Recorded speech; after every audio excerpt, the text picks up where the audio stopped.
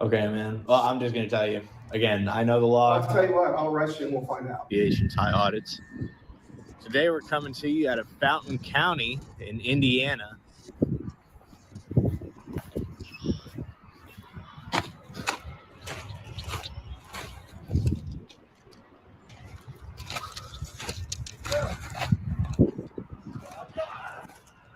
No, man.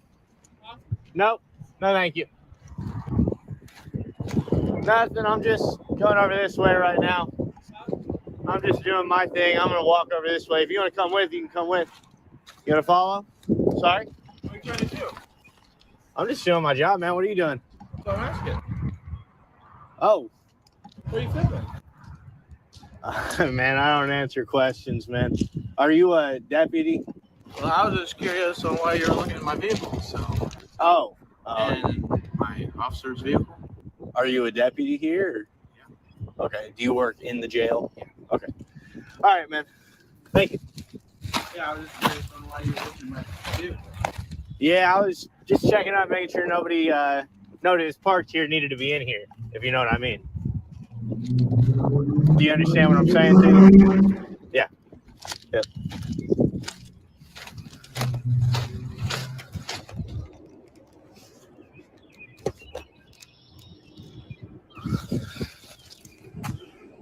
Hold on.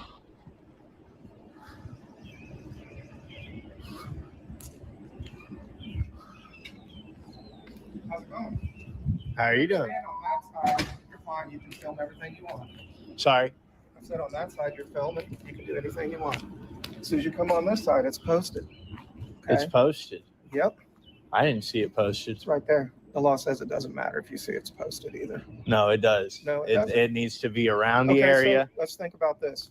So if you go walk on that land over there and you trespass, okay? Does it have to be posted? Yeah. That's not. Yep. State of Indiana. Yeah, it does. In the state of Indiana.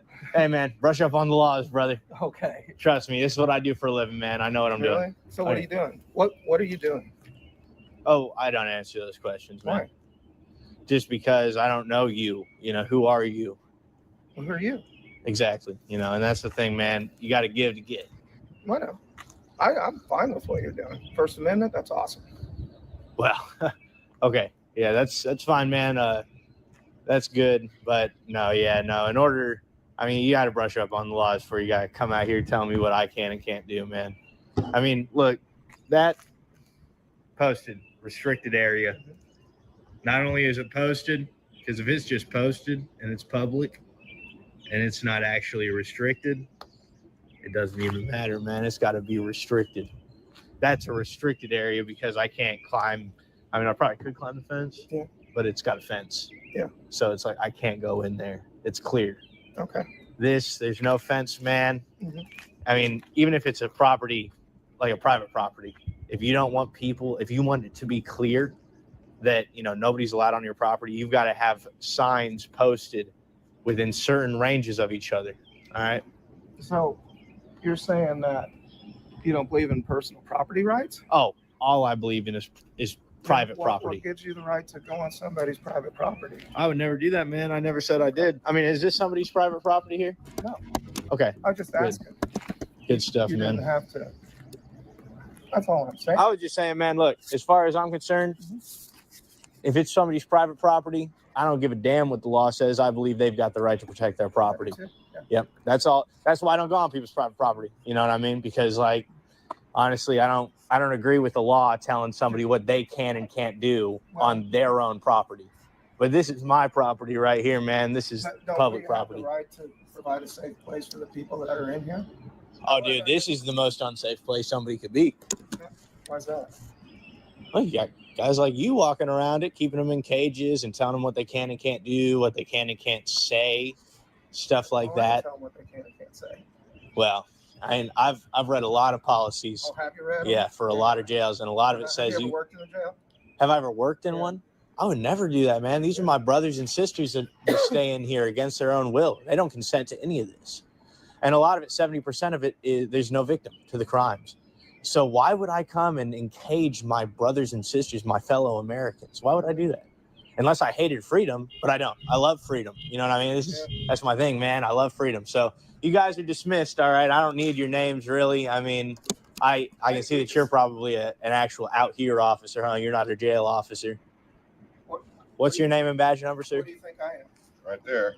Your name is right there. Yeah. It's your policy to state it just in case somebody can't see. Not mine. If they've got no, it is. What's your name?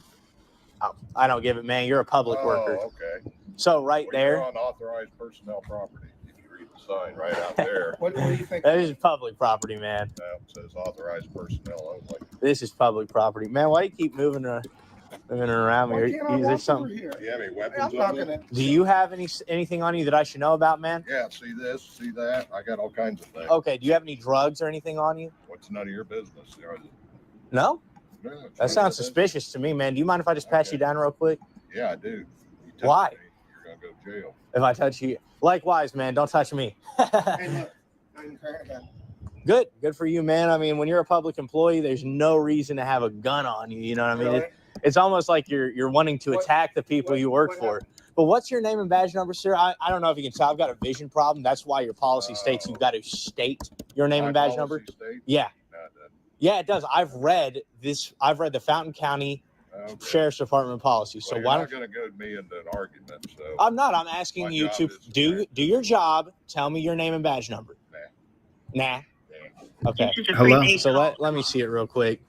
S. Baldwin. Where's the badge number? An inmate at the Vermilion County Jail, Indiana, carried by Combined Public Communications. Three-way or call waiting is not allowed and may automatically disconnect this call. This call is subject to monitoring and recording. If you are an attorney or designated legal counsel, contact inmatesales.com at 702-931-3938 to have your number set to do not record. Please select from the following options if you consent to this call being recorded, and to accept this call, dial 1 now. To reject this call, dial 2 now. For help from an operator regarding calls from this facility, dial 7 now.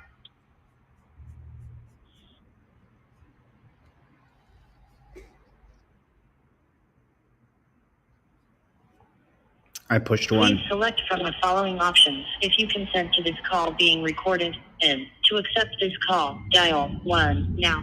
To reject this call, dial 2. For help from an operator regarding calls from this facility, dial 7 now. Let's see if I can get Craig on. So I have his girlfriend set up a GoFundMe today. I'll put the GoFundMe Thank you. in the You will chat. tell the caller. It's right there. So if you have $20, $30, $40, $50, if you can put it in that GoFundMe, please do. He was found guilty, and damn it.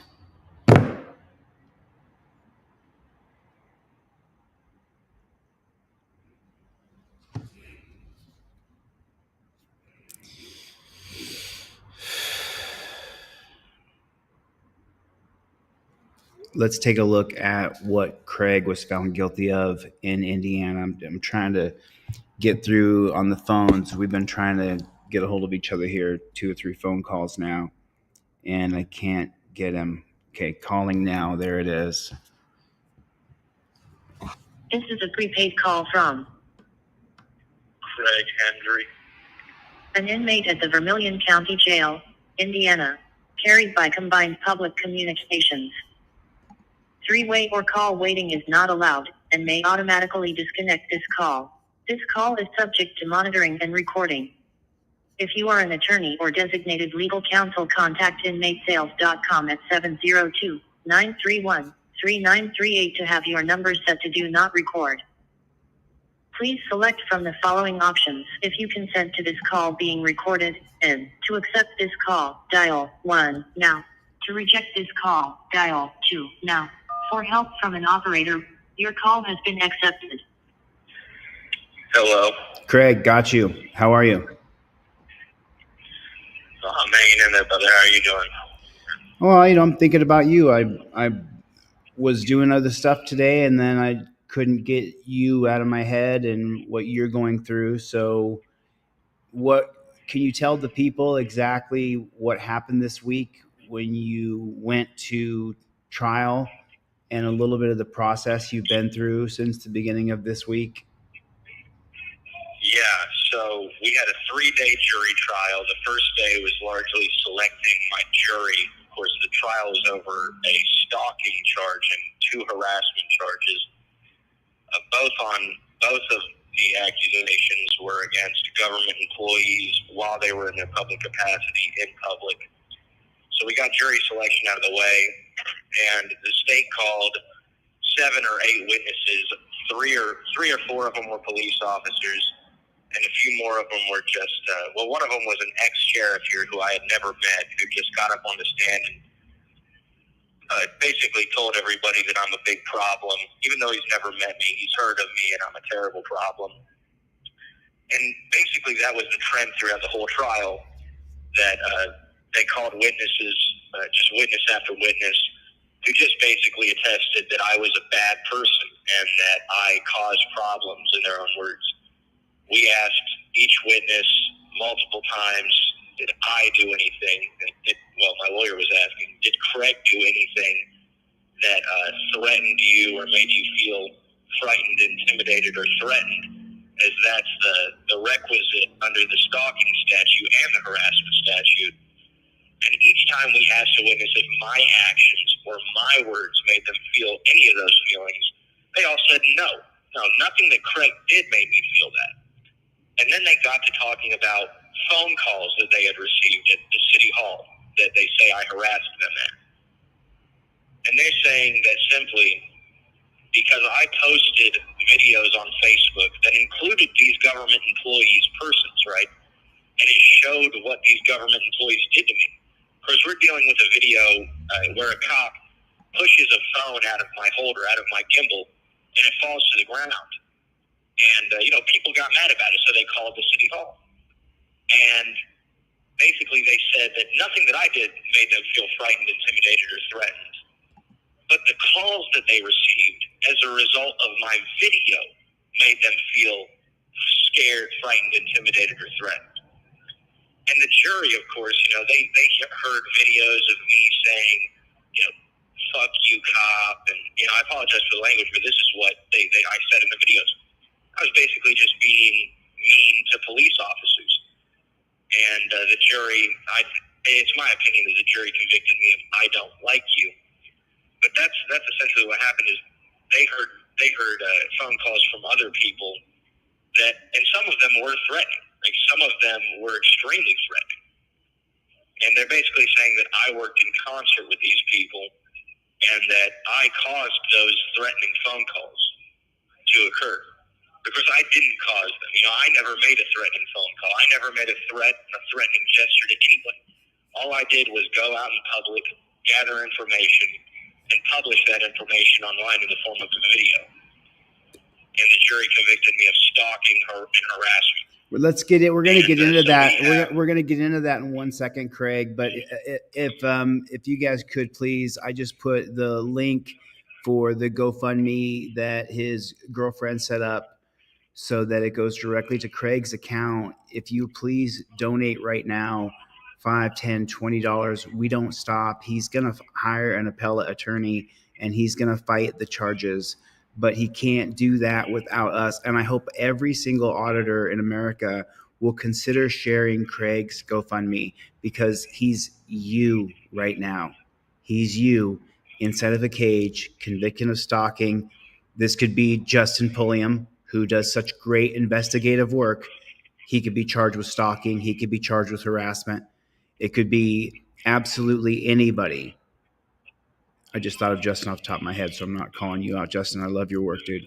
So I'm sorry, Craig. So now let's talk a little bit about what you said. You were convicted of the charges. Can you read those charges to me and exactly what the convictions were, misdemeanor felonies, and how many charges you were convicted of? Yes, I was convicted of 1 felony. That's what the stalking statute is, and 2 misdemeanors. That was harassment.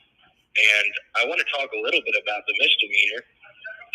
The 1 misdemeanor, they said I harassed, and when it comes to who I harassed, they said the city of Clinton employees. They didn't actually choose a specific person. They just said, he harassed the employees at large. So I don't even know how that's going to work out. But Chili, I hope that auditors take attention to this, and they really do. I mean, even if they don't share it, I hope that they understand what precedent this sets. You know, if you go in and you publish, videos and pictures of public employees online, the precedent this has set is that you could be charged with a crime for that constitutionally protected activity. This it doesn't just affect me. And we've got sentencing on December 17th. So on December 17th, the world will find out what the government is willing to do to people who go and exercise constitutionally protected activities. But, my head has been everywhere since the start of this trial because I saw their tactics. So, that's pretty much what I have to say about it, unless, you've got some questions for me and I can answer some questions. But, when it comes to thinking about this stuff, my head is just absolutely in a spiral right now. So there's 2 misdemeanors, but there's no felony convictions here. No, there is. There is a felony conviction. It's the stalking. The stalking is a felony. Conviction, yeah. And the two harassments are misdemeanors. That's right. But it's double jeopardy to sentence me on this, because the stalking and harassment statute, they're the same statute. They're just, one is a felony and one is a misdemeanor, So now what do you want to do? You want to hire an appellate attorney, is that right? Well, what we're going to do is, since we have, my attorney did a great job. Elizabeth Smith did an absolutely great job.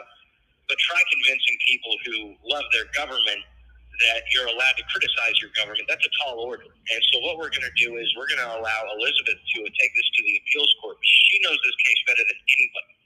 And she's a very competent attorney. And she is going to get with me soon and give me a price for all of this. But as of right now, I still owe her $5,000 for the jury trial. And we, the transcript, we have to pay for the 3 days worth of transcribing, which here in Indiana, I don't know if you had to pay for it in Las Vegas, but here in Indiana, we have to pay $50 an hour for a court reporter to transcribe that court hearing. So that alone is going to cost thousands of dollars on top of the fee for the appellate charge. So it's going to be a tall order to do it, but we are going to do this thing no matter what. And, with everybody's help, it'll make it a lot easier. But come hell or high water, this is getting appealed. Well, I put your GoFundMe in the comment section, and Craig, I'm thinking of you, man. I sent you another book called Fountainhead, so I hope you'll get that. And I think by day after tomorrow, you should get that book I sent you. So I hope you read Atlas Thank you so much, man. Yeah, dude, I'm just doing what I can do. Thank you very much. I just hope that I'm just the pebble that, because there's a whole larger 1A community of people who do what you and I do, which is we go out and we film cops. We put ourselves right in the line. We go out and we film the interactions with public officials. There's people like us out there, and that's who I really kind of consider that would be considered the 1A community. People who go out and put their feet on the ground and film police. That's what I consider. Even if you go into post offices or libraries or wherever you film, when you know that interaction is going to end with a police interaction, then I consider you part of this 1A community, right? So in my perspective, I hope that I'm just the pebble that kicks this GoFundMe down the road so that other auditors can go, you know what? This could be you. Because can you I know there's videos that match up with this. I just can't pull them all up right now.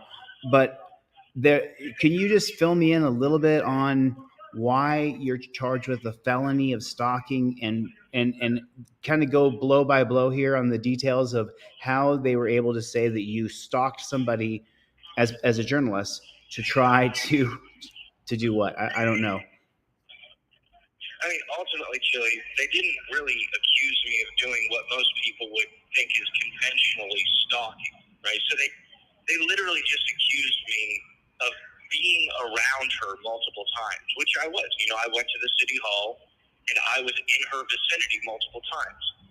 They're claiming that I made impermissible contact with them, which, of course, we know is nonsense because anything in public with public officials, you have permission via the Constitution to go and ask public officials questions, right? So, but anyways, then they're saying that my actions had to make her feel frightened, intimidated, terrorized, or threatened. And they're saying not that my actions did that, but that the actions of my callers, that the words of the callers that called after watching my video, they're saying that made them feel terrorized. And that was the word they used, terrorized. They were terrorized by you. They say that I intended for people to call and terrorize them, which of course, I have no interest in people calling and threatening anybody. I'm a very peaceful individual myself. I think that anybody who's watched my videos can see that. And I'm usually extremely polite to people, unless all the way up until they become, brash with me, then I kind of meet their energy. Sure. Hold on real quick. Craig, hold on for 1 second, okay? Okay.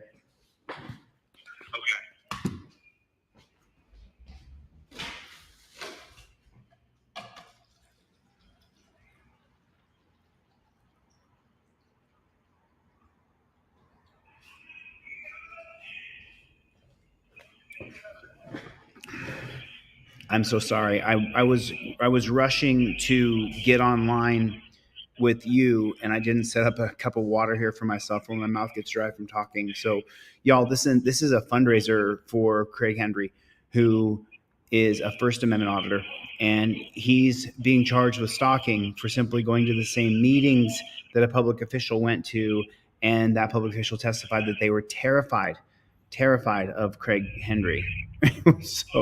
So then people called into the government offices and said mean things to those people. So then they held Craig responsible for that. They've convicted him of a felony.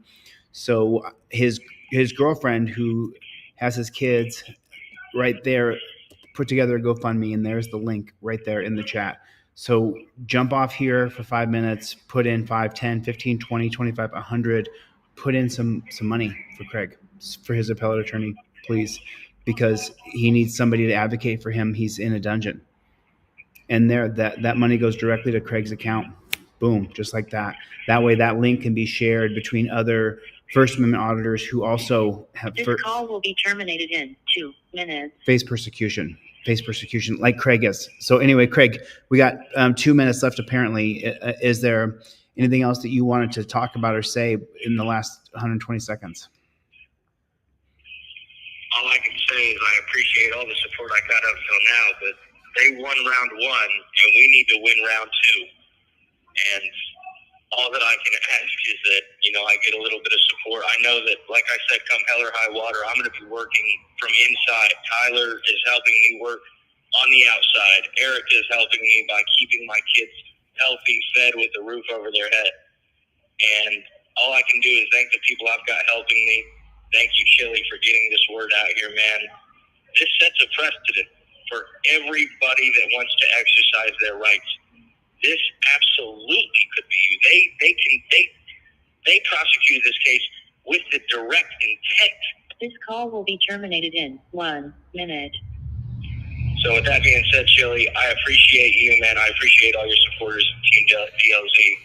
Yeah. God bless you. I'm going to get off of here. Did you get how much of Atlas Shrugged did you read? Sorry? Have you read all of that? The book I got is 1,076 pages. I am at 930 something. So I'm almost to the end. It's a brilliant book. Highly recommended. Oh yeah. Well, you and I have a lot to talk about. I'll let you go. Love you, buddy. You have support. From out here in the world. All right. We're thinking about you. God bless.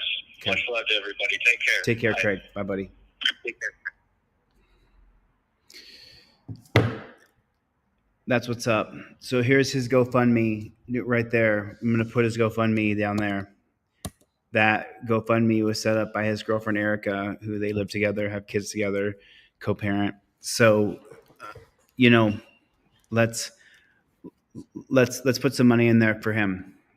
Let's put $20 in. Let's put $15 in. Let's put $50 in. Let's put some donations into his GoFundMe.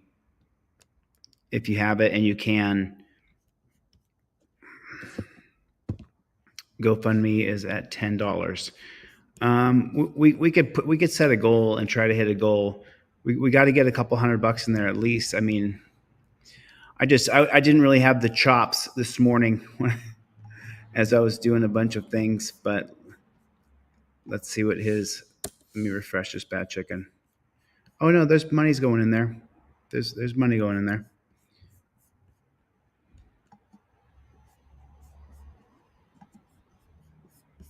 Let me see what you guys can see. Okay. Let me blank this out real quick so you guys can't see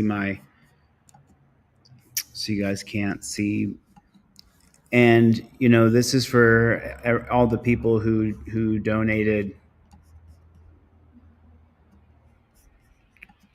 to me, because you never have the money to donate. You never do. Right? I mean, can we all agree on that? You never have the money. You never have extra money to give away to somebody else and you don't get anything back from it. You don't have that money. But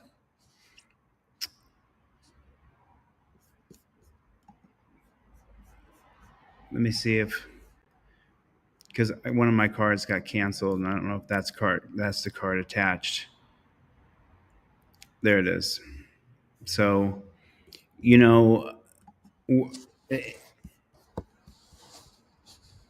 I'm just doing a little bit that I can do.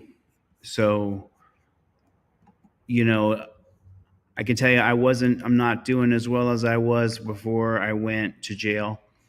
But at the same time, if I can, I put in 100, can anybody match any amount of that? Can anybody put in, because I don't have $100 to give away right now.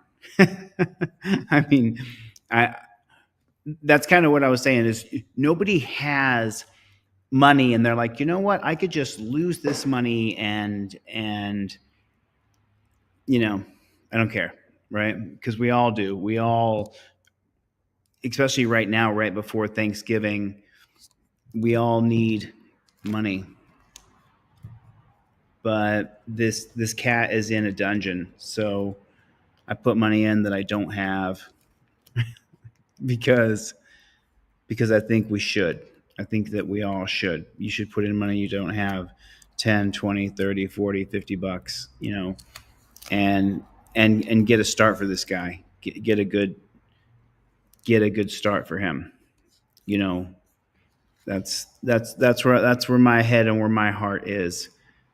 Because typically when you are a YouTuber and you go on YouTube, you want to sell. I want to sell cup cards. So I want your budget to go to buy my products because that's what capitalism is. And you only have so much money. Anybody here a gazillionaire? Anybody? Thanks, Jeff. I appreciate it, dude. Life Under a Microscope. You can Venmo me if you only have Venmo and put on their Hendry, and then I'll put your money into that GoFundMe. But you should just give money directly to the GoFundMe. That would make it a lot easier for me, so I don't have to sit there and do shit. But that's where I'm at. So that's all I'm saying. You donate to his GoFundMe. He has a GoFundMe right here. That is the GoFundMe right there. I put it in the comment section. There it is right there. I think everybody should donate to Craig Hendry. I think it's important.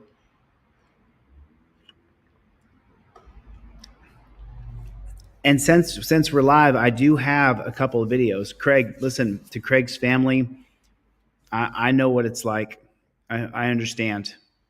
I understand what it's like. I understand what you're going through. To Craig, when you get out and you see this, I know exactly what you're going through. And to anybody else who will share the GoFundMe link, that would be absolutely amazing. Yeah, it's not going to be up to date. It's not going to be up to date. It'll take a while to populate. Yeah, now we're at 220. So there it is. Hopefully he gets some money in there, and but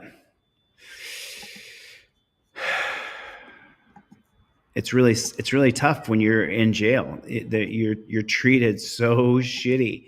You're treated so awful. It is such a horrible place to be.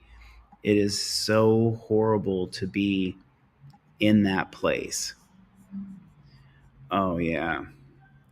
Okay. So I'll show this, but it's so crazy to me how you can show this, but you can't show. I don't know why some things get blurred and why other things don't. So this here, on this video, they don't. Cool. Listen, everybody, make sure you give to Craig Hendry. Enough people. There's going to be 5,000 or 10,000 people that see this video. So hopefully you saw what you saw. Craig Hendry is a freedom fighter. He's not perfect. None of us are. At the same time, though, he hasn't done anything to be locked in a cage. So that's my plea for you to donate money to him that you probably don't have.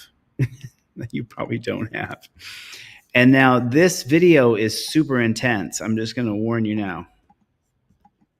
Hey, they said they did an entry. We had to go in there. Yeah, we have to. Hey, one week all the way over to the window and break the street.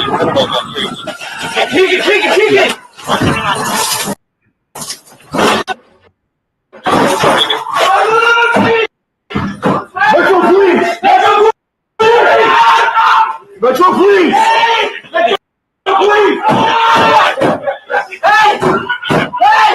Okay, so that's a weird picture, right? That's a weird picture. So obviously you're not a mature enough audience. You're not allowed to see this. You're not allowed to see it. God bless you for putting in 20, Jeff. But the guy on the right, if you're looking at it, the guy on the right in his underwear, he is the homeowner. The night before this, that same intruder right there had broken into his house, and this cop right here had ran that guy off. But in this particular video right here, that copper, what he's going to do is he's going to kill. Hey, drop the knife! Shoots him in the face, and then as the guy's crumbling to the ground with his arms wrapped, just completely, he's gone. He shoots him 4 more times as he hits the ground. It's absolutely incredible. Put your hands up! We have new details about what led to a police shooting and killing of a homeowner who called 911 for help. Thanks for joining us here at 5. I'm Denise Valdez. And I'm Brian Loftus. Our 8 News Now investigators breaking the news that the Metro police officer who shot and killed 43-year-old Brandon Durham was called to the same home the night before for an incident involving the same people. So here's what we know. Late on November 10th, Durham called 911 to report that 31-year-old Alejandro Boudreau was trespassing. So as we first told you, Officer Alexander Bookman responded, noted that Boudreau had left Durham's house. But then the next night, Durham called 911 again, saying people were shooting, breaking into his home. Well, that night, Officer Bookman shot and killed Durham after entering the property as Durham. I hate to spell it out here, but 10th, 11th, 12th.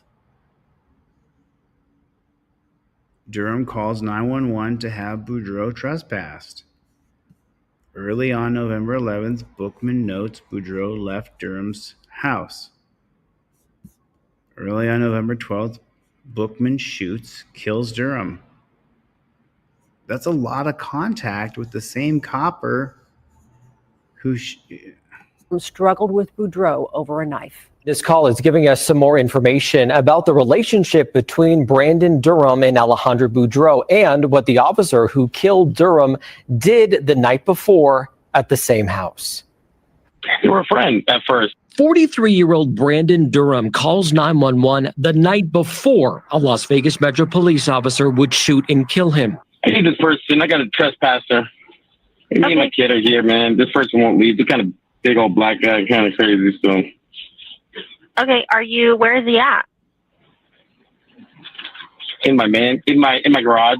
I turned into a man cave. Documents revealing Durham wants police to trespass 31-year-old Alejandra Boudreau. Durham referring to Boudreau as a man, although she identifies as a transgender woman. These booking photos show Boudreau from prior arrests in Florida. Records the 8 News Now investigators obtained revealing police in Seattle arrested Boudreau as recent as this April. She listed her address as a homeless shelter. Police say Boudreau and Durham met about a month ago on a dating app. I got a house guest. Some guy kind of just won't leave, and so I was like, I don't want to get into issues. I'm like, I'm gonna ask him to leave, but I'd rather just use the authorities to make sure. Okay, so you want to trespass? Yeah. Bookman responded to the call with documents revealing he was. So he goes to the very first call to trespass the trans person. The one who signed off on a positive outcome, writing, "Friend agreed to leave, called Uber to airport."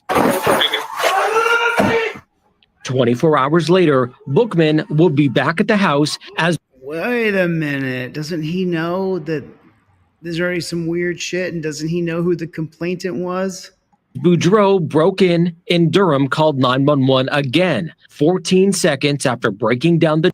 And then he shoots him right in the face, and they show it and everything, and it's on Channel 8 CBS. How come Channel 8 CBS can show it, but I can't show it? Because he shoots him right in the face. Door. See right there. I'm trying. I hate censorship. I hate this. Bookman would shoot. There it is. So these. And killed Durham. He shoots him right in the face, right there. So that's the chick who claims to be a him because he's calling him him. And then this right here, this dude lit up in the flashlight on his face, Bookman, the guy holding the gun, he knows that he had this chick trespassed yesterday. But, he's got the knife. So he took the knife away from her, or he's got the knife. So that means he has to be killed because he has the knife?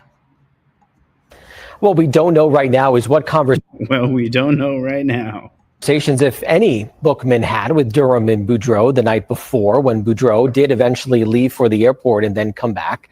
We've requested Bookman's body camera video from that night, and we are waiting for that right now. So they circle the knife like, look, the copper had to do it. That was part of his thing right there. He had no choice. We were called to come check on your son. Oh, hey, Dad, he's on my phone in the bathroom for like an hour. Can I come in and talk to you?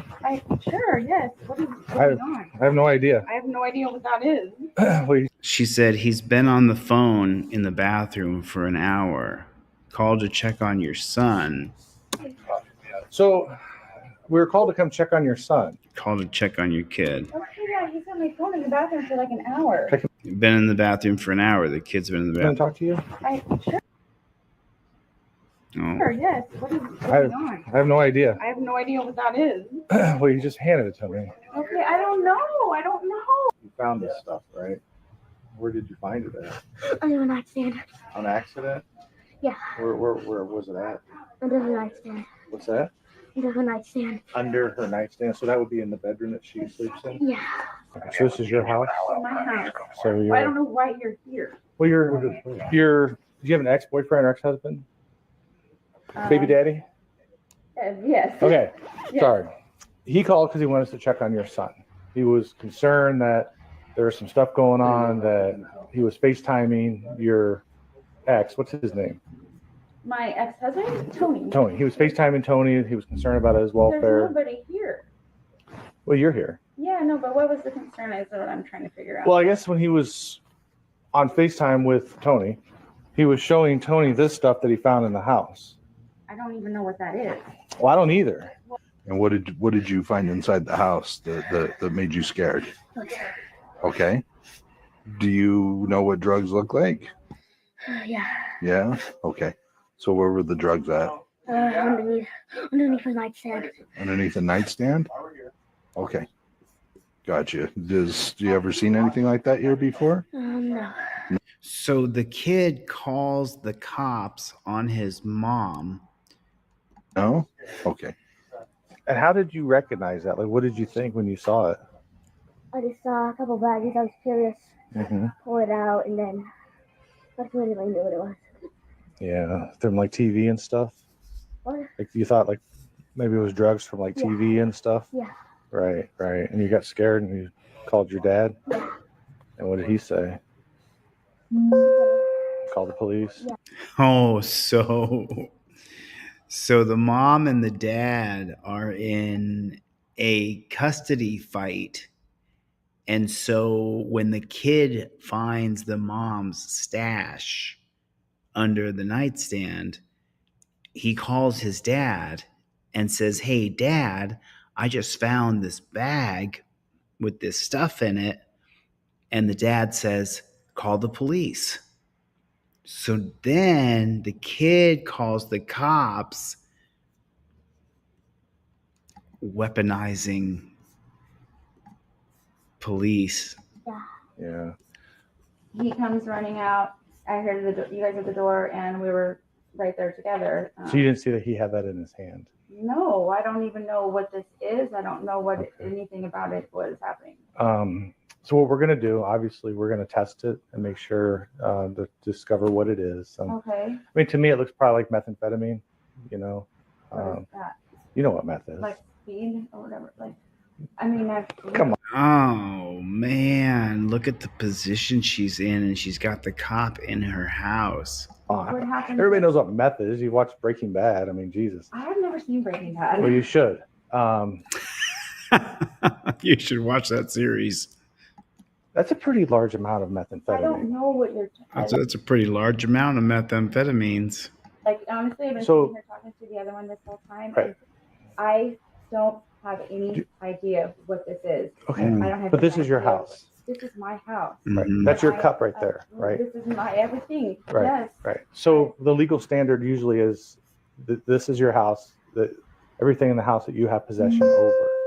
And if we get something that you can technically be responsible This is for, not, if this is drugs or whatever, this is not mine, and I don't know what else to tell you. so would you be willing to take a urine test? I'm See- not willing to do anything. I had a. I was just trial. asking you. No. So you wouldn't be willing to do a urine test tonight No, nothing. for any because of- like methamphetamines, cocaine? I'm not willing to do anything right now because my ex-husband put. Hold on a second. Hold on a minute. This is the whole reason why I created the Fifth Amendment cop cards, the Fifth Amendment trifold. When the police are there questioning you about some sort of criminality, you invoke your Fifth Amendment right. Go to my website, deletelaws.com. I got Fifth Amendment trifolds. I got Fifth Amendment cop cards. I mean, like, what's she doing? You think you're going to give him any good answers right now? He feels like he's your daddy. And that you're under his thumb and that you'll answer his questions. You answer one, you have to answer the next one. It's ridiculous. So many. But if you're asking you, No. so you wouldn't be willing to do a urine test I- tonight no, nothing. for any because of- like methamphetamines, cocaine? I'm not willing to do anything right now because my ex-husband put so many. But if you're clean, it's going to help your case, though. I don't. Why do I have a key? So just because we've been here for a while now and we restricted your movement, that you do have the right to remain silent. Oh, man. Uh-huh. If you give up that right, you can say anything you say can will be used against you in a court of law. Hold on. I just want to read this to you. Oh, Since we're restricting your shit. movement, you're not allowing you to go upstairs. Oh, okay. No, honey, you're going in cuffs next. But at this point, you are going to be placed under arrest I for told you you're going in cuffs next. possession of but I controlled don't- substance. I'm literally on. I understand. I You can disagree all you want. Kid calls you cops to your house. You're in your own home. And you get arrested for drugs in your nightstand. Who's with me here? Who's with me that this government overreach? If she has drugs in her house and she's not dealing them out of her house, and she's got some drugs in her house,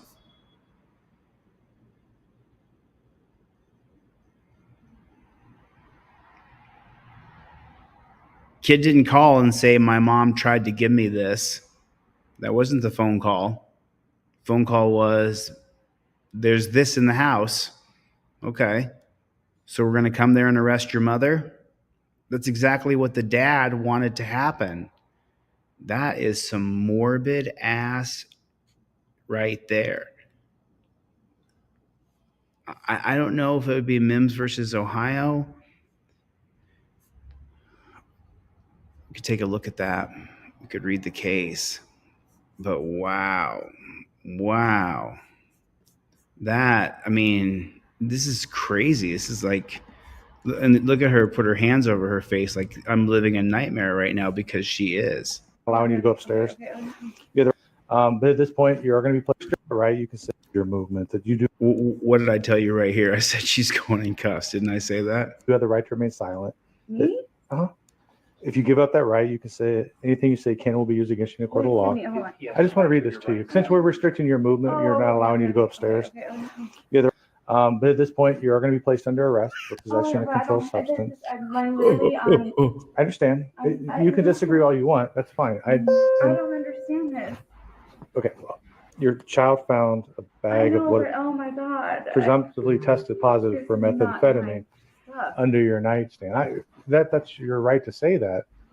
But the way our laws work, if we have reason or probable cause to believe that a crime occurred and you're within we can make that arrest. So, wow. You have shoes? I know. I don't understand this. Like, literally, who can I talk to? Your sergeant or something? No, he's taking you to jail. Nobody can stop him. There's no third party to come in and say, no, wait a minute. This is this family, dad versus mom, in a custody battle. This is not my stuff. This is not, I did not do a crime. This is not anything. I'm honestly going to tell you who I think is I can tell you who I think it is. It has access to my house. She's willing to tell on somebody else because it's not hers. Not understanding what's happening right now. You're going to jail. Don't make any further statements. This is not. But you and your son live here. You told me I have that. a boyfriend that has access to my front door. Right. I don't know this guy this well. However, but he has access to your front door. You're digging a hole. This is do I give you his name? I don't know what I'm supposed to do. You gonna blame it on your boyfriend? This is not mine. I don't. Well, you even said yourself you really wouldn't want to take a drug test. I don't know what I'm You started answering questions. supposed to do right now. Well, I can't give you advice on what to do. But I'm not a crime. I didn't commit a crime.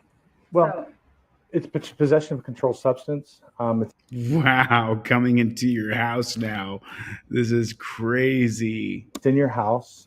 This is your house. This is not my. I don't even know this was here. What the hell? But coming into your house? I can't even understand or fathom the fact. Oh no, you're going in torture cuffs. That this is drugs in my house. She's going in torture cuffs. That's what's happening to her. They're going door to door now to check you for chemicals. And if you test dirty, you're going to do a mandatory pinprick of blood. And they're going to test your blood just like your blood sugar.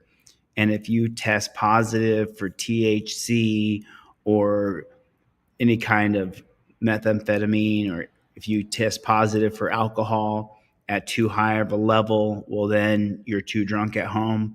So we're going door to door from now on to take you down.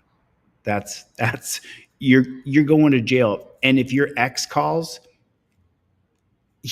we're going to make sure we arrest you so that you lose custody of your kid. You're in your own home. You're not pushing this shit on your kid, but your kid found some shit. And so now we're going to ruin your life. Am I wrong? Am I incorrect? They are ruining her life. She wasn't out on the town. She wasn't dealing chemicals out of her house. She wasn't, right? Just trying to make sure we're all on the same page here. Are we all seeing the same things? That was pretty much like one of the craziest things I think I've ever seen on in a custody battle, because Put a 1 in the chat if there's a custody battle going on. I just want to see what you guys think. Put a 1 in the chat if you think there's a custody battle going on between that woman and her ex-husband.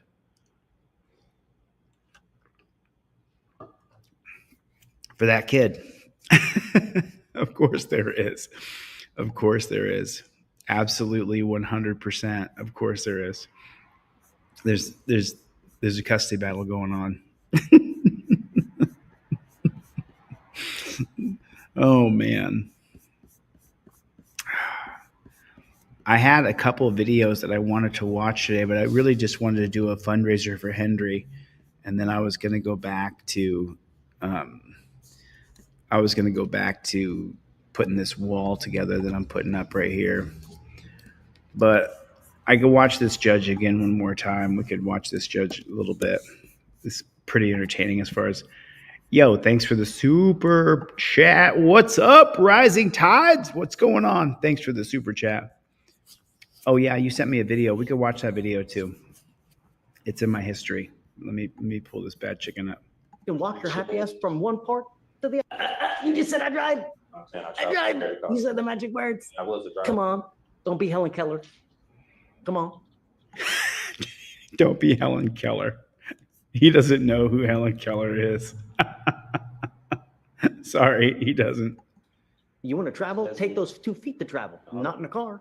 Just what the 14th Amendment was saying, like I have the right to travel. You do. Yes, and you can walk your happy ass from one part to the other part. Not in a car, though.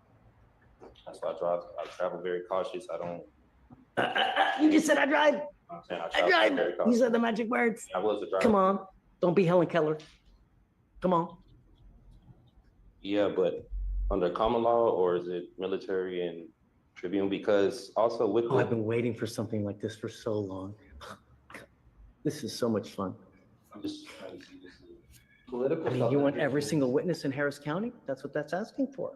To properly represent myself for the case. That's 4.2 million people. Really? Really? I mean, you're saying a true and complete original and or certified copy of the alleged is not even spelled correctly. I guess he wasn't quite as lenient on that one as he is on the other ones.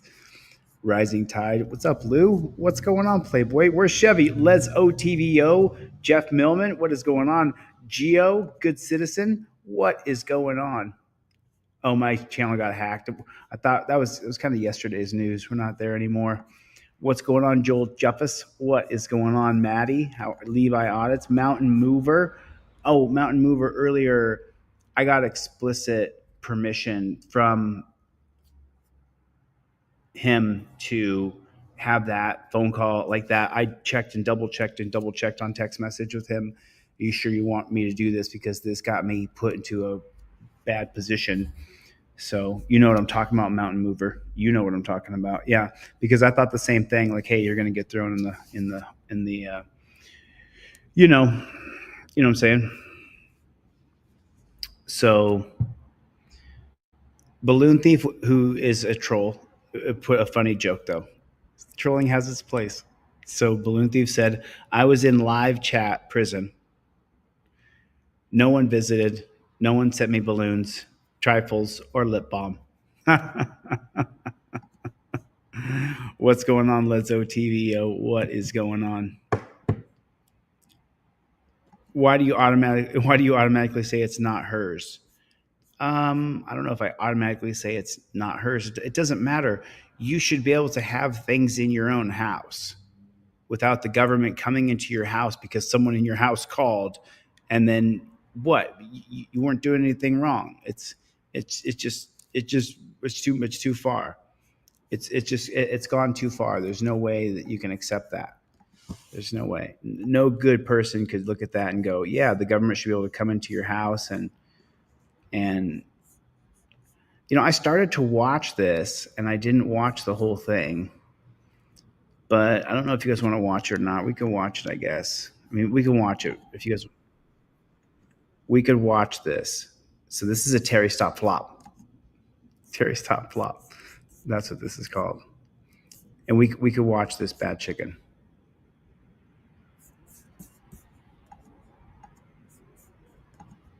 I want to watch it anyway. Terry Stop Flop.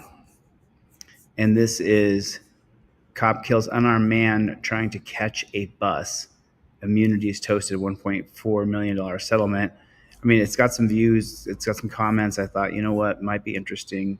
So I kind of started it, and then I was like, well, I can watch it with you guys. Okay, when you're ready. Good afternoon, Your Honors. May it please the court, Lois Boback for Tested Police Officer Villarreal. This is a tragic case. There's no question about that. But Officer Villarreal was required to make a split-second life and death decision. What required A split-second decision. It's always a split-second decision. him to do that? It doesn't look to me as though he was the initiator. The fact that Mr. Herrera, first of all, he had been acting erratically before the shots were fired. He kept his hand in the front pocket of his hoodie sweatshirt. He moved from a place of relative safety on the shoulder of the road into the roadway. He was skipping. But if we're backwards. talking about Officer Villarreal, how much did he know about the prior behavior? He saw all of that. He saw. I looked at the dash cam from the two vehicles. His is the second vehicle that arrives, correct? Correct. So he didn't see all of it. Well, he said that he saw Mr. Herrera on the shoulder of the roadway because he could see that before Officer Miali's car blocked his view of Mr. Herrera. So he saw him on the shoulder of the roadway with his hand out of his pocket. Then he saw him when he moved in front of Officer Miali's car out of a position of relative safety into the roadway. He saw him skipping and running backwards in the street, all the while holding his hand in his pocket. I have to say what you're saying is inconsistent with what I saw on his own camera. That is to say, the point at which he began to get close. Look at the date of this, March 7th, 2016. And then this came out 4 months ago, $1.4 million settlement. So 2016 to 2024, that's how long it took them. To see anything. Some of that earlier stuff was on the other camera, but not on his. Well, I don't recall at what point his camera was turned on, but his camera was turned on well before he got to the scene. He testified in deposition that he saw Mr. Herrera on the side of the road, and then he saw. Well, he can testify to what he wants to testify to, but I want to tell you what I saw on his own camera tells me that the early part of this he did not see, could not see. I understand your point, Your Honor. He certainly was able to see Mr. Herrera in the street. Oh, sure. And he saw him with his hand in his front pocket. He saw him, and he knew he didn't start in the street, so he knew he must have come from somewhere. But he had his hand in the front pocket of his hoodie. He was acting strangely. I mean, he was skipping backwards in the street. He was running backwards in the street. And then as the officers moved to box him in, the moment at which he had to make his decision, at the time that he ordered Mr. Herrera to take his hand out of his pocket or to show his hand, his intention was, once the hand was out of the pocket, assuming that Mr. Herrera had calmly stood where he was and moved his hand out of his pocket, his intention was to put Mr. Herrera into a control position, to get him down on his knees or down on his stomach on the ground. You see, none of them bat an eye when saying the cop wants to get him down on his knees or down on his stomach. And to them, that's perfectly fine because it never happens to them. Stood where he was and moved his hand out of his pocket. His intention was to put Mr. Herrera into a control position, to get him down on his knees or down on his stomach on the ground so that they could take him into custody. That was his intention, you say? That was his intention, and that's in his deposition. Again, I'm relying on what's on the videotape, and now this is an Officer Villarreal's car. I hear him say, "Take your hand out of your pocket," and I hear the gunshot almost simultaneously. Exactly. They cannot be separated by more than a second. And that's exactly the time period when Officer Villarreal had to make his decision. Before he was asked in deposition, well, what were you He had to shoot him the second he asked him to take his hand out of his pocket. going to do when you asked him to take his hand out of his pocket? Well, I was going to put him in a control position. That's what he intended to do. So but instead he killed him. He's taking his hand out of his pocket, Yes. And as he's obeying the officer's command, he gets shot. But it's the way that he does it, Your Honor. He didn't just stand still and take his hand calmly out of his pocket. As soon as he began to take his hand out of his pocket, he also moved quickly toward the front windshield, the front passenger window of Officer Villarreal's car, and brought his hand up in an arcing motion. That's when Officer Villarreal had to decide, is he doing this peacefully, or does he have something in his hand that could be a threat to me and is my life in danger? Well, right. He had a fraction of a second to make that don't we decision. have to view this in the light most favorable to the plaintiff here? I mean, and so if we do what you just said right now, offer two possibilities. He did it peaceably or he did it in reaction. And so I'm just struggling with, in light of the standard that we have, here, Mr. Herrera was arguably complying with Officer Villarreal's order to remove his hand from his pocket at the time that he was shot. So if that is the case, how is it that we determine that we should grant qualified immunity? Because qualified immunity allows for police officers to make mistakes. It allows for the possibility that officers will make mistakes in judgment. And that's exactly what happened here. Officer Villarreal had a choice to make. Do I wait and see whether there's something in the hand that could kill me, or do I shoot? And he made the decision to fire. We know with the benefit of hindsight, obviously, that was wrong. Is it significant that Officer, is it Miali? Miali.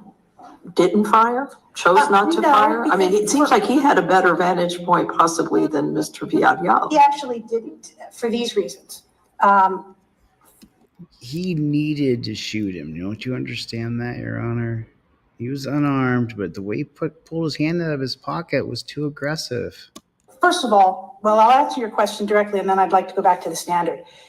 Officer Miali was facing, from his point of view, he saw Mr. Herrera's back, not Mr. Herrera's front. So he couldn't see, and he testified in his deposition that he couldn't see Mr. Herrera's hands as they were coming out of his pocket.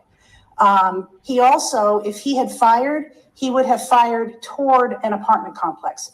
Officer Villarreal fired toward a block wall.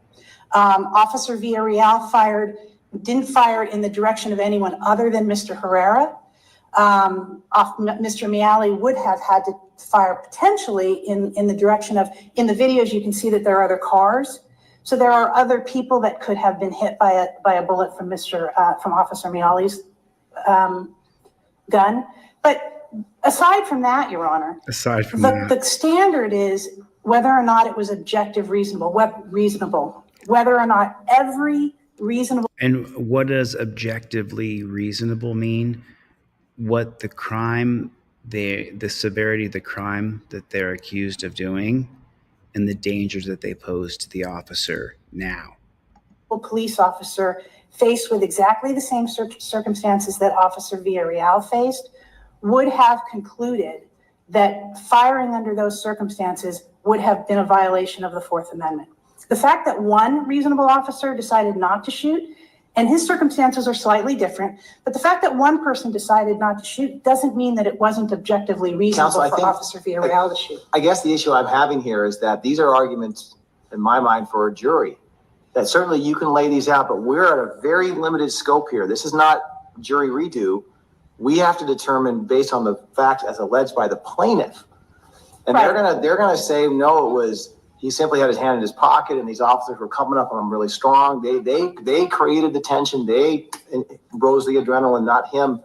You have to lay out, take their facts, not the facts as you want. You gotta stick with their facts and explain why under their facts, you win as a matter of law. I agree, Your Honor. And right now we're talking about your facts. As long as stick with theirs. As long as the historic facts are undisputed, the question of whether or not Officer Villarreal's actions were reasonable is a question of law. It's not a question that you give to a jury, because we don't want juries second guessing the very, very difficult life and death decisions that officers have to make. I agree, but at this stage, again, this is not an argument to a jury. For us to even have jurisdiction over this case, right. At this stage, we have to accept their version of the facts. So you need to explain under their versions of the facts why, as a matter of law, you win. Under their version of the facts, yes. Nobody. Let me ask you a question. Put a one in the chat if you automatically don't trust the cops story. Put a 1 in the chat if you automatically do not trust the cops story.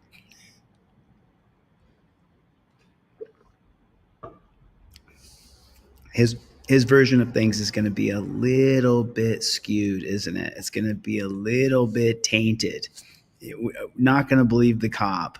He disputes that Mr. Herrera was acting erratically. No one disputes that he was skipping backwards in the street. That's very strange behavior.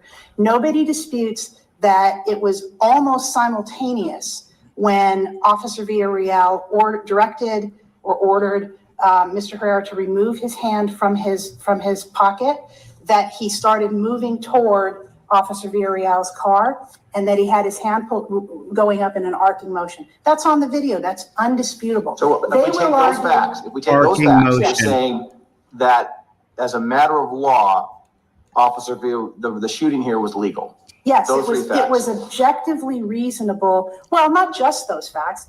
Officer Villarreal knew that Mr. Herrera was a suspect in a domestic violence incident. Okay. He knew that he had a gang affiliation, that he was on parole, that he had a warrant out for his arrest. All of those things factor into on parole. I don't remember on parole. On parole, yes, and there was a warrant out for his arrest. What do we know about what Officer Villarreal knew with respect to whether he was armed? We know that dispatch told Officer Villarreal and Officer Miali that Mr. Herrera was not known to be armed. But that's not the same thing as saying he wasn't armed. If they had gotten a call that said, remember, this officer could have believed he was armed, and so through dispatch, he's known to not be armed, but now he could be. It said he's not armed. We know for a fact that he's not armed. This case might be different, but they were told he's not known to be armed. His behavior certainly gave them reason to suspect that he might be armed. Doesn't our opinion at Espinosa clearly favor, or somewhat favor, denial of qualified immunity under these circumstances? I don't know if you're familiar with Espinosa, but it seems to be. I'm sorry, Your Honor, I don't believe that I'm familiar with the Espinosa. Well, in Espinosa, the suspect had refused to put up his hands, had threatened the officers, and an officer believed that she saw something in the suspect's hand, saw him move his arm, and was worried he was going to shoot her. But yet we affirmed the denial of qualified immunity in part because the suspect had not brandished a weapon or spoken of a weapon. I do recall that case, Your Honor. Espinosa versus City and County of San Francisco. Yes. I think that one of the things that the court said in that case was that there was a dispute about the historic evidence. Some of the officers argued or said that one of the things that they believed gave them exigent circumstances to go into the house and go into the attic was the fact that they saw a bloody shirt. And some of the officers said it looked like fresh blood. Other officers said it looked like dried blood. And so whether or not there were exigent circumstances, But here, the domestic violence incident was over. Yes, and there. So, I mean, how does that strengthen your case? I mean, that was, if you're arguing that it was an ongoing domestic violence, so. It wasn't an ongoing domestic violence incident, but they were investigating. He was a suspect in a domestic violence incident in which it was reported that he hit somebody on the head.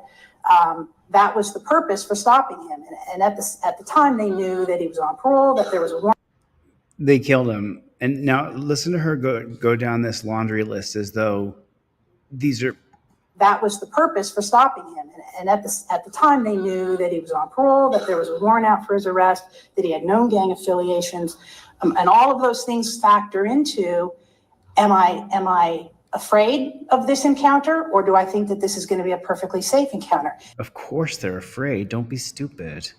And everything that they observed, or a lot of the things that they observed, heightened the situation to a point where it was objectively reasonable for the officers. Nobody disputes that, for example, that it wasn't objectively reasonable for the officers to have their guns out. They were going to do a felony stop. Domestic violence under California law is a felony. So they had their guns out. Felony stop. That has to come to an end. It's ruining our country.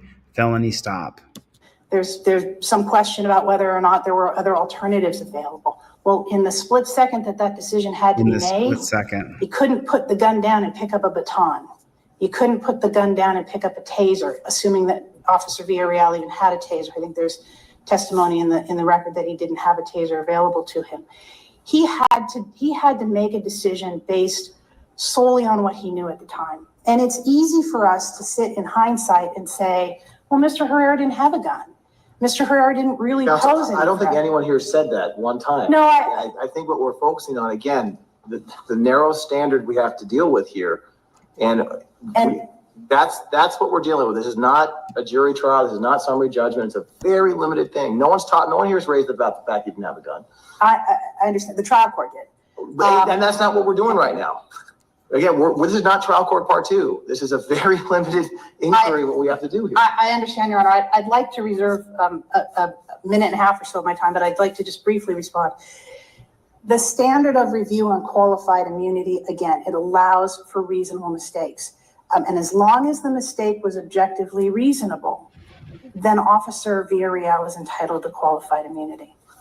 I'd like to reserve the balance of my time. Let's hear from the other side, and you will have some time. Thank you.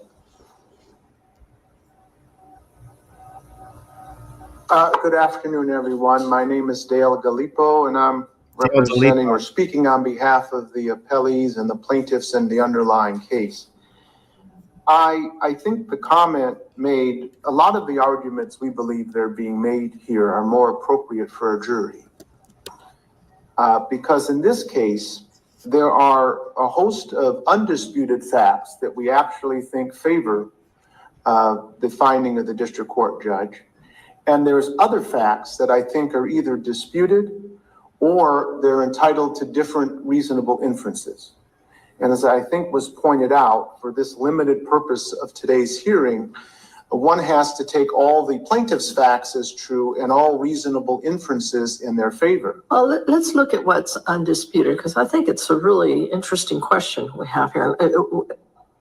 When we look at what's undisputed, Mr. Herrera, and I think you could say suspiciously, kept his hand in his pocket, and that the officers perceived a heavy object in that pocket. That's first part, yes. Second part, a little less clear. But I think there's no question that he had his hand in his pocket. Well, and both officers said it looked like he had something heavy in his pocket. Okay. All right. And then just before Mr. Villarreal opened fire, Mr. Herrera rapidly removed his hand and moved quickly, it seemed like, toward the officer's car. Why isn't that enough? Well, because sticking on the undisputed facts, well, I mean, didn't we hear the other day the statistic that the Fraternal Order of Police guy said that 300 cops died that year, right? So how many people are coming from their pocket ready to have a shootout with the cops? It's not a lot. And when it is, you see it, someone covers it on a YouTube video and it gets 10 million views. We do see it. We see way more police abuse videos than we do cops having shootouts. That's a fact. We see more automobile chases than we do anything else. What is going on? Everybody hit the like button. Hit the like button. I'm just kind of chilling out with you guys here on Sunday for a little while. Thought I would watch a little bit of this with you. I wanted to watch it, but I wasn't really sure how far it would go. You know. Pig. Someone couldn't say pig. Chevy! What's up, Playboy? I know he's out there listening. Dan Hanlon. Is Dan Hanlon here? Dan Hanlon. There's Dan Hanlon. What's the matter, you? Mountain Mover. Blake Moore. Shakur Capital. Brandy Swaney. Jeff Millman. Yeah, people are allowed to have their hands in their pockets. Like, it's just, I find it to be absolutely preposterous that's even a thing. Officers had no information that any weapon was involved in a crime. They were specifically told he was not known to carry weapons. He responded to a command. He was given a command. He has a hand in his pocket, and he was giving a command to take show his hands or take his hand out of his pocket. The officer was asked, what was your intention? I wanted him to take his hand out of his pocket. He took one reasonable inference again is he took his hand out of his pocket in compliance with the command of the officer. When he took his hand out of his So we're at 16 minutes on this, because if he says pocket one more time, I'm gonna burst. But let's just jump into something real quick here. I swear to God, don't fucking move. You move, I'm gonna blow your shit away. I swear to God. You got me fucked up. Turn around. Turn around. Don't fucking move. I swear to God. Put what away? What's the cop telling the person to put away? Their cell phone? Don't fucking move. I swear to God, don't fucking move. You move, I'm gonna blow your shit away. I swear to God. You got me fucked up. Turn around. Don't fucking move. I swear to God, don't fucking move. You move, I'm gonna blow your shit away. I swear to God. I keep on trying to see if that's a cop. That's a real cop. What the hell are we? That's a real cop doing that? That's a real cop putting a gun to a girl's head and screaming, "I'm gonna blow your shit away"? That's real? That's unbelievable. Thanks for sending that to me. That's unbelievable. I swear to God. You got me fucked up. Turn around. Don't fucking move. I swear to God, don't fucking move. And this other black lady is screaming at this girl to stop. You move again, I'm gonna blow your shit away. I swear to You move again, I'm gonna blow your shit away. God. I swear to God. You got me fucked up. You got me up. What the hell? Let me see something here.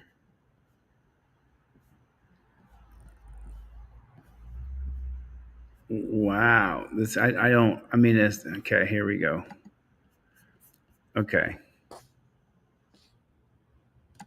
Okay, so I got the link to the information here. Let me drop the link real quick over this right here, because that was morbid and twisted what we just saw. Video of police trainer teaching cops how to kill resurfaces online amid rise in police brutality. The video, which is originally from 2017, features ex-Army Ranger turned police trainer David Grossman saying killing is just not that big of a deal.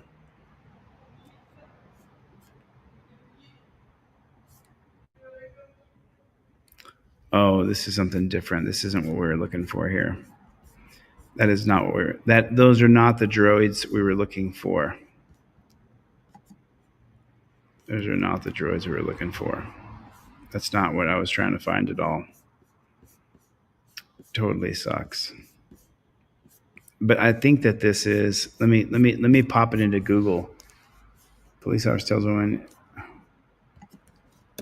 what happened to cop who told woman he will blow her shit away? Okay, so it's on Reddit from 2 months ago. Okay, so this is the same video we're watching now. But that's what he says. He says, I'm going to blow your shit away. That's what he says. I can't seem to find, because I've seen this video before. That's why I was like, is that real? And then I was like, no, it's real. You've seen, your brain's trying to, then it goes into, when I search here, it goes into Breonna Taylor stuff.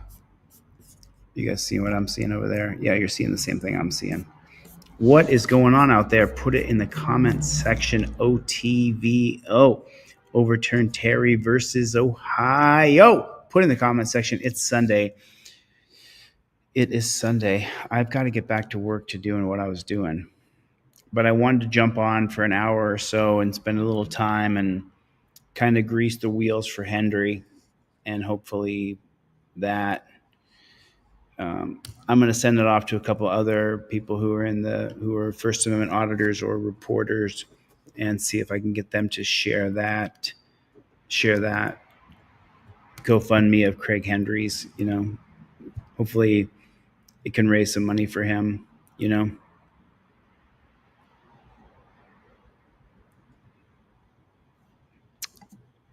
says, I'll ask in the Facebook group for the question. I believe I saw it, but I didn't think it was at all offensive. It had nothing to do with Chili. Some people think Hendry is a piece of shit. That's not Chili's fault.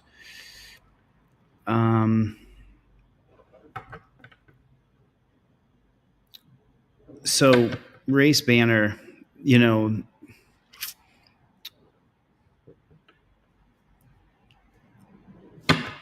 you can dislike somebody all you want, but when somebody's in a dungeon, locked away in a dungeon, and there's no victim of any crime, you know, your personal feelings for whether or not you like their moral character or not doesn't have a lot of weight on it as far as whether that person should get help. And it's, you know, when someone's down, it's not polite to kick them, you know.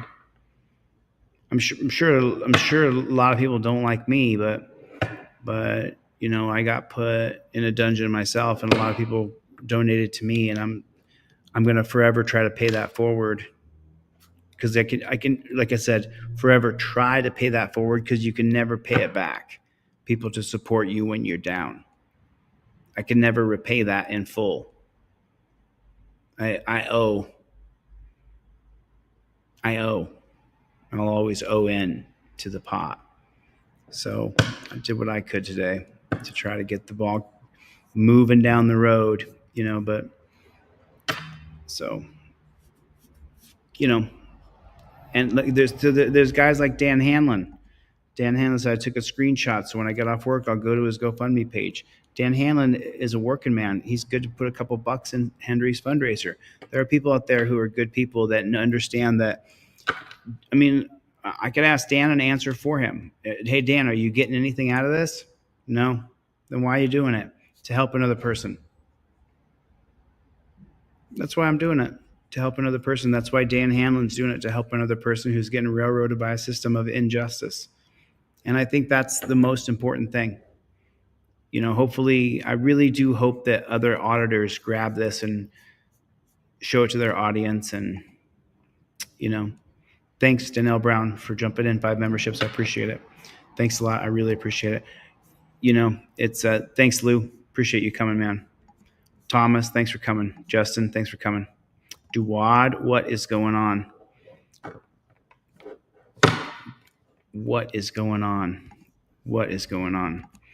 Yeah, I mean, like, look, it's his fundraiser is right here. Let me give you the link to the fundraiser. I believe I have that tab. I have so many. I mean, do you have so many tabs open? Do you have so many tabs? Oh, I have it right here. I have so many tabs open. So here is the link. We're at 450 bucks. We're, you know, 450 bucks to start this guy's fundraiser. And here's the link right here. I'll put it in the chat. And that's set up by his girlfriend. So their bank account and their banking attaches to it. So there's the link. There's the GoFundMe right there. It's in the chat. And now people can donate directly to Craig Hendry, and hopefully that helps him with whatever money he needs to use that money for, you know.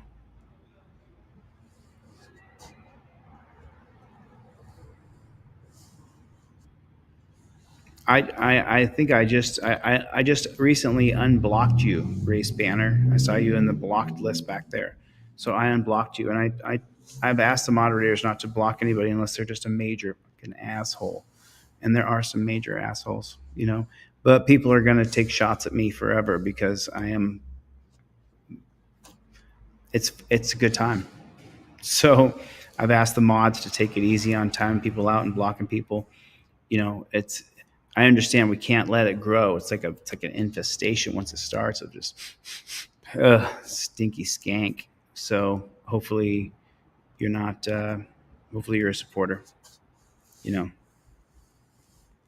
Oh, nice job, man. Thanks, Interdimensional Cat. Thanks, Gail. I appreciate that. Yeah, I put in 100 too, and I don't really have 100 right now, but I did anyway because, man, people helped me out when I was down, and so I'll have to cut some corners here, you know, eat out less, you know,